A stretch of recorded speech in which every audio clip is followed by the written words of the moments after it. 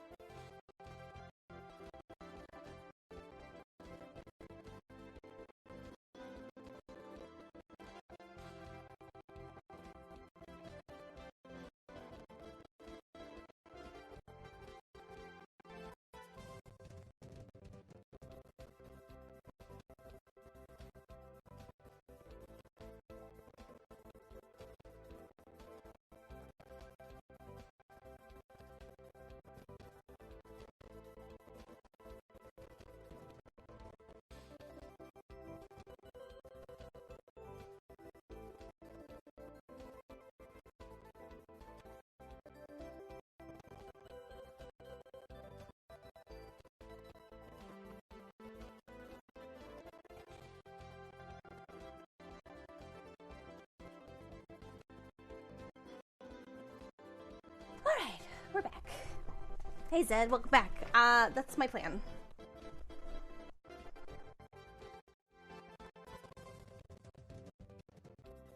Let's study.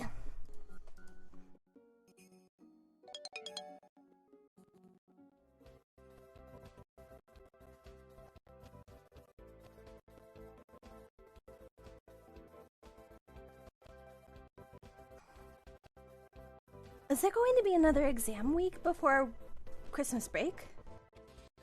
I don't think so. We just had one. But it's the end of the semester. Shouldn't there be a final? How do we get our grades? Ha! That's the good thing about magic school. No grades. If you're still here and the professors aren't breathing demerits down your back, you're doing fine.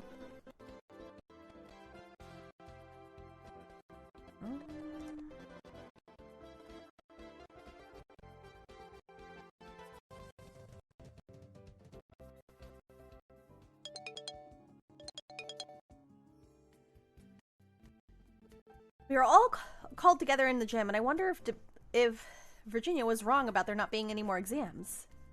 Good morning, my sprites. As you know, the winter solstice is fast approaching. At the end of the week, many of you will be leaving us for Christmas holidays. But before that, we have much to celebrate. If you will please come up here and reach into this bowl for a piece of paper. That is the name. That will tell you the name of who you're going to be Secret Santa for. It will be your job to find a gift for that person which you think suits them.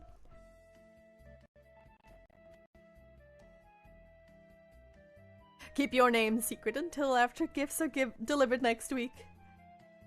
I make my way on stage and draw a name. I will be Santa for Virginia.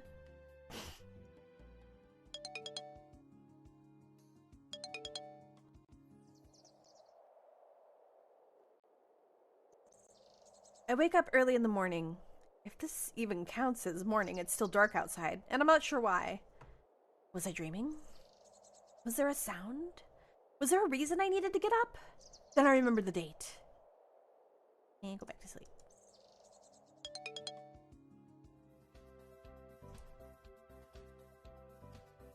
On Saturday morning, I get up terribly early to deliver allowance in the mail. There's more mail than usual this week. This is probably the last regular day of mail before the holidays. I'll probably have to do a special mail round next Friday as well. Ah, Miss Pye. Professor, what's he doing here so early? I thought the idea of making me do all this was so he didn't have to. I need to add a notice to all students that outings to the mall are cancelled today. What? Why? Take a look outside. I walk out to the window and then sigh at the swirling snow. There's quite a lot of it. Too much, apparently, for the school to be willing to take the students out in a van along narrow mountain roads. We could probably teleport, but I'm not sure how much distance is safe. Excuse me.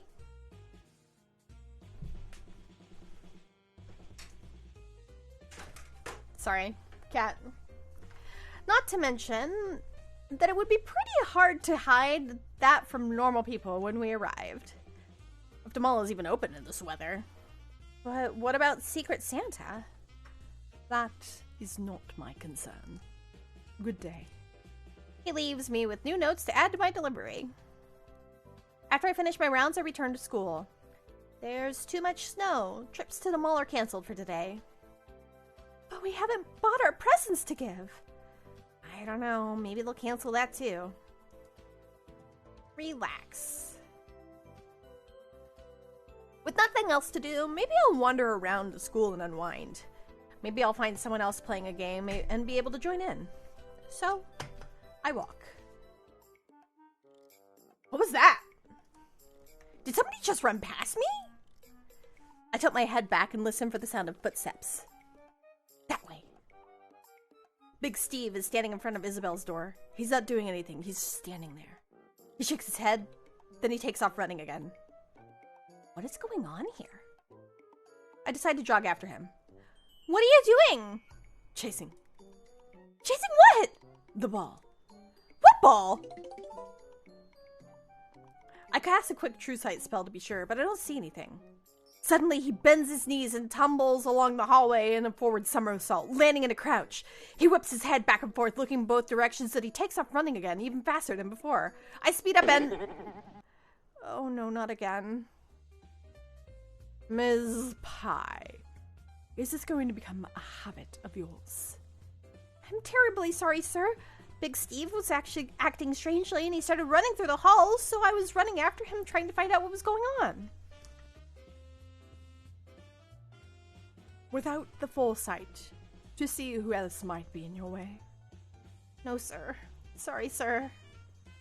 The corridors are not an appropriate place for horseplay. I bite my lip as my shoulders twitch forward. Horseplay. Yes, I know. I will apply 5 demerits for risking injury to yourself and others. However, I will also speak to Mr. Kenyon about setting a bad example. Thanks. That could have gone worse than it did. Late in the evening, I run into Donald in the halls.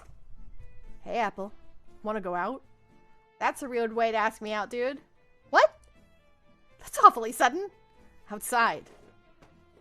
Oh.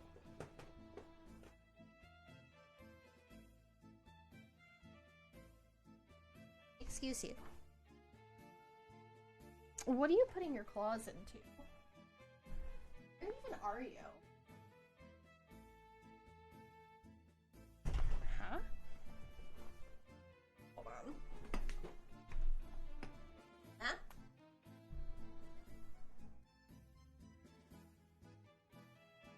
What were you putting your claws into? You better not be putting your claws into anything.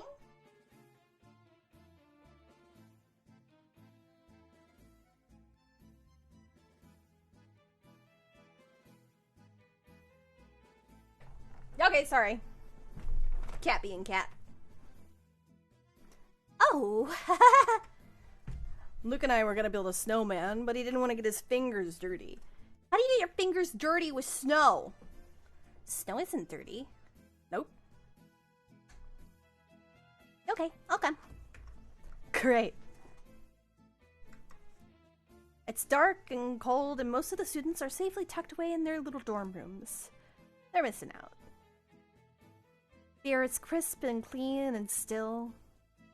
All sounds but our own is muffled under a thick blanket of snow. The clouds have parted to let the moonlight through, although the occasional flake still wanders by in a place of rest. Come on, over here. I don't want to pull up a patch too close by or to spoil the view. We work together to roll up large, round balls of snow, leaving the grass bare beneath and stack them together. And then jam in sticks for arms. What do we use for the face? I raided the kitchen for vegetables. He pulls out of a container of medium-length carrot, a cherry tomato, and 2 dark lumps I can't identify. What are those? Beets. They're for the eyes. I dig out little holes with my fingers, and Donald pushes the vegetables into place. There we go. Cool. I heard there was a lot of snow at your place over Thanksgiving. Didn't you get to make snowmen then? Yeah, well, my family was there. So? If I made a snowman, Urchin would probably knock it down. She wouldn't. No, she'd assumed it's booby-trapped. She'd get someone else to knock it down for her. Well, she's got a point there. You might build a prank snowman. Maybe. Why are you always playing tricks on her? Because if I didn't, my family would forget I exist.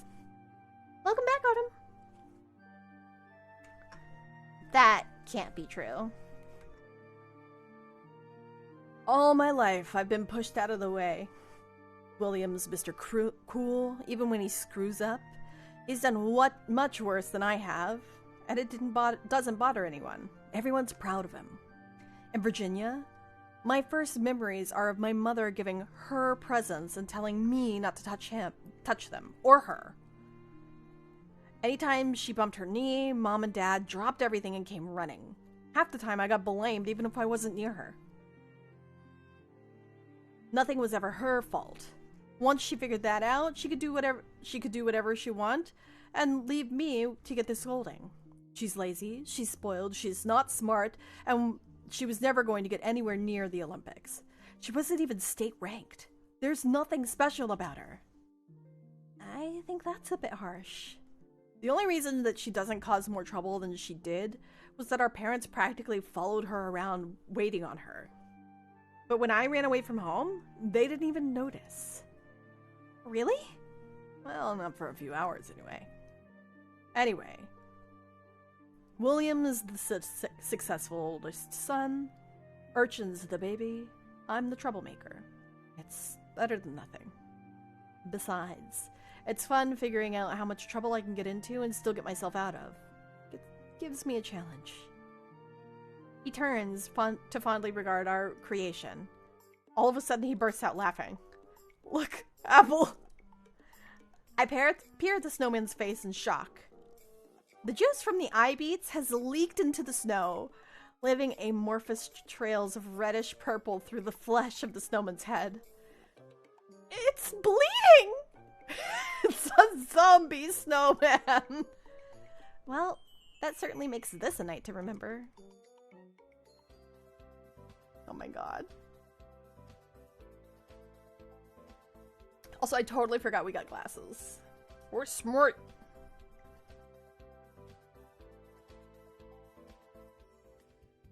Hail, choir of angels. Fires? I suppose it's seasonally appropriate, but still. I know you were all disappointed that this weekend's weather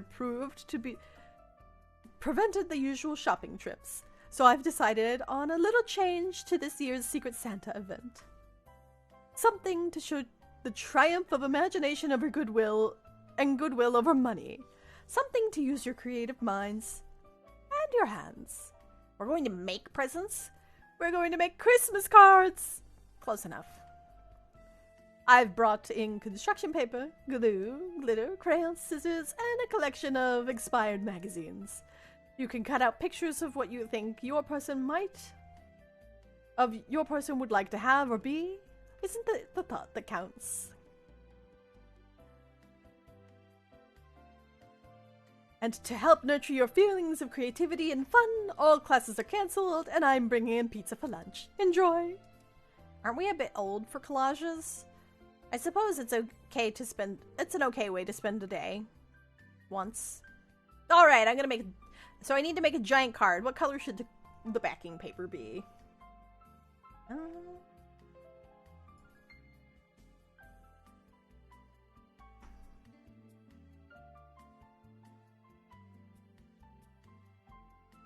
Wait. And cakes. Cakes and puddings and pies. All around me the gym is filled with witches and wizards busily cutting and pasting. There's going to be such a mess to clean up later. I wonder which of them is making something for me. Once all the cards have been made and the pieces cleared away, it's time to deliver. I find Virginia and give her my card. Merry Christmas! She grins at the card and pretends to lick the pictures of food. I am a girl of simple appetites. Simple? Some of those desserts are complicated. Then Ellen approaches me with a card. I knew Potsdam rigged this somehow. Merry Christmas! It's a library? It's a chamber of secrets. Books and scrolls and magic and everything we need to learn because we're Wild Seed. Thanks. Today I'm deciding what to do for the rest of the week. Okay.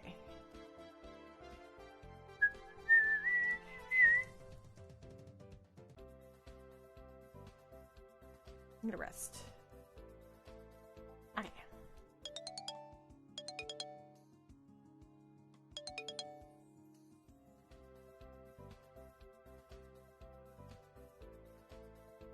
So, the choral concert is tonight. Should we go? Ellen's singing, right? Yeah, but so is Donald. Is it free? Yeah, it's just a school thing, so there's no tickets to buy. We're going. The concert is held in the gym. The choral members parade in carrying candles and then stand on the stage, holding hands while they sing. They do some Christmas carols, but plenty of songs I've never heard. And afterwards, are free refreshments. On Friday, I get up early to deliver mail. Most of us will be going home for the holidays tonight, and therefore won't be able to receive it tomorrow. Good morning, Professor. He grunts, not even looking at me, as he removes a package from the mail. Can I help you with something? No. He takes the package and leaves. I don't have time to wonder though, as I need to get all of this sorted and delivered. Please make yourself comfortable, little Signets. Today we have a serious issue to talk about. Many of you will have learned something about this subject from your parents. Others will know less, or nothing at all. Wait, is this going to be sex education? The world you see around you is only the tiniest fraction of all that exists. There are infinite realms which exist outside of our own space and time. Guess not. The nearest such realm is something which we call the other world. You may have heard it as Elfheim, or the Dreaming, or the High Hunting Ground. There are countless worlds but the other world is particularly the blah blah blah blah blah. But the other world is particularly the realm of this world's shadow. Like a shadow, it is always connected. With enough white magic, an adult wizard or witch can travel through the spiral gate from anywhere in this world. However, you students must not enter the other world under any circumstances. Can any of you tell me why that is? One hand eagerly shoots up. Yes, Minnie. She stands up. Because cameras feed on the souls of human children, especially magical children. And they are drawn to any unwarded human who... Blep. And they are drawn to any unwarded human who enters their realm. It takes them approximately... Yes, thank you, dear. That will do. Minnie closes her mouth and sits down. The other world is a wonderful place. Magic flows more freely there. Many witches and wizards choose to live there full time, but we are not native to it, and we are not immune to its dangers. Do not attempt to pass the gate, not even with an adult to guard you, not even with a powerful spell or artifact to protect you, not even with a friend who's been there before and told you it's safe. Some of your classmates have other than human heritage, but what is safe for them is not safe for you. Most importantly, if a spirit invites you to the other world, do not accept, no matter what you are promised. I am not saying this to frighten you, or to challenge you to find a way around my rules. If you disobey, I will not need to punish you, because you will be gone. Now, let's get on back to brighter subjects. We can talk more about the other world later, and I'll bring in some lovely paintings to show you. Not spooky at all! And so my first semester of witchery school comes to a close. Professor Potsdam has called us together for final blessing before we go back. Hello, my young students. The tradition of Christmas is one of giving and sharing. Most of you are returning to your homes, and will be exchanging gifts and spending time with friends and family. But while you are gone, do not forget who you are. Do not forget all that you share with your brothers and sisters in magic. I have a special gift for you. A tingle of magic sweeps over us, leaving no visible change in its path. Think of those you care about. Think of a person who matters to you. If the person you choose is thinking of you, you will feel that connection, that affection being shared. I'll leave you to your thoughts. Someone I care about! Well, I know it's foolish, but I think of Professor Grabiner.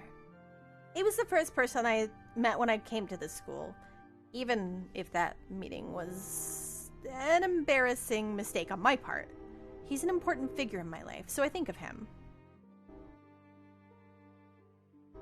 For a brief moment, I think I feel something. A brief flicker of acknowledgement, so soon snuffed that I suspect I may have imagined it. Was he thinking of me? I just don't know.